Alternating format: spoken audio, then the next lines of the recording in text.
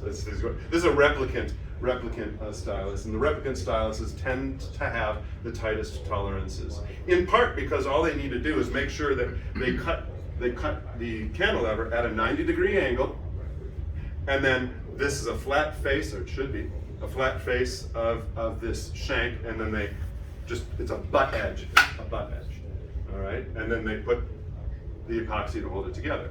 So the Geiger styluses tend to have the tightest tolerances. Does that mean that they'll be the best sounding? No, not necessarily. All it means is that you're more likely to be getting as much out of the groove as you possibly could. Who's using those? What companies are using those? So, and it tends to be the higher end models. So Ortofon definitely, Soundsmith. I'm drawing a blank. There's some others, but most manufacturers seems to use all the cartridges I get seem to use Ogura and Amici. Okay. This is the Analog Relax, the $16,000 cartridge. Just beautiful. I love it. A little dirty, but it's just gorgeous. I love the ruby. It's pretty, isn't it? I mean, look at the. I don't know. This stuff I like. So cutter head. So I mentioned this before about how the cutter head should be aligned. I mean, there is, of the three axes of how the cutter head stylus should be aligned, there's just no debate about two of them. The azimuth must be perpendicular to the lacquer. There's just no debate. It's not. There's none. And for zenith, so azimuth 90 degrees to lacquer surface, zenith needs to be collinear with the radial line. And there's no argument about that either. A collinear radial line means you chart a line from the center of the lacquer to the edge. Well, this line needs to be right on that line, not diagonal to it, not to the side of it, right on that line, just like that. So your zenith is 180 degrees from the 0 degree reference of the outer perimeter, correct? And or is it straight across and to your 0 point where you're showing your yes there, and then where that's running at full 180? Because anything less than that, you're gonna cut it all wrong right from the get-go, correct? Yes. I mean, if you're here, if you're off of the radial line, yep. If you're diagonal to the radial line, then you aren't cutting it in an ideal fashion. And we have to see. Guarantee channel imbalance at that point as the most minimal thing, and losing information like crazy. Well, I wouldn't go so far as to say it's a necessary channel imbalance, but it's definitely losing information. Got it, okay. Yeah, definitely you're losing information. Okay. Right. Now, the rake, no standard actually exists. This is kind of extra stuff, and there's, by the way, there is some overlap with the material here and the subsequent sessions later today. But this is an illustration of what I mean by, and I said earlier that ideal azimuth is not a function of how the stylus is aligned in the groove. It's a relationship between the coil former, not the coils really, the coils and the 45-degree walls, and you'll see that in this animation. All right, so here's stylus cantilever center. I made it the cross type so it's easy to see. This is one channel modulation, so 45, 45. This is just right channel.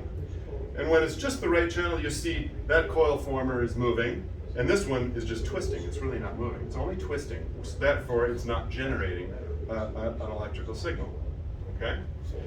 This one's generating an electrical signal because it is moving perfectly 45 degree with the record wall. But if you introduce a shift to the coil former, right, to the coils, here's what you get. You get crosstalk. Now notice this one's moving big like it did before, but now the other channel is moving a little bit. And that's the crosstalk. And when you get crosstalk, you minimize stereo separation. Right? So when the azimuth angle is properly set, you're going to get maximum stereo separation, which will give you the biggest possible soundstage, pinpoint imaging, and overall more coherency, more intelligibility. Yes? So separate of the different technologies that achieve that, because obviously there's several different setups that they have to achieve this, what is, separate of the theoretical limit, is 40 dB a channel separation, 45 dB a channel separation? What's the actual maximum under everything being perfected, yes, under a perfect set of cartridge? Yeah. What would be that maximum? So the maximum is determined by the lathe. Okay? What's the, because the Assuming you had a perfect cut on the Okay. lathe, Yeah. and that type of thing, and then of course. Okay, perfect let's just reference. assume, let's leave the, because the lathe does put in its own crosstalk, and I've actually seen it with the microscope, okay? Then the next issue is of the cartridges, and that answer depends on cartridge technology. Right, I know. So like the Soundsmith, that's a moving iron type design, and that is really, really good That's a channel permalloy, right? separation. It's a permalloy type design?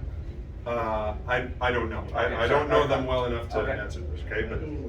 But neither the coil is moving nor the magnet is moving. It's a piece of iron between the two that's modulating Right. the signal. Those tend to have the greatest stereo separation, yes. Yeah. But what I see, there's some very expensive cartridges that only publish 25 decibels or better. Many of them say 30 decibels or better. With a Soundsmith, it's easy to get over 35. And I've seen as much as 41, 42. Yeah, yeah. But once you get to these levels, over 30, there's definitely the law of diminishing returns applies, right?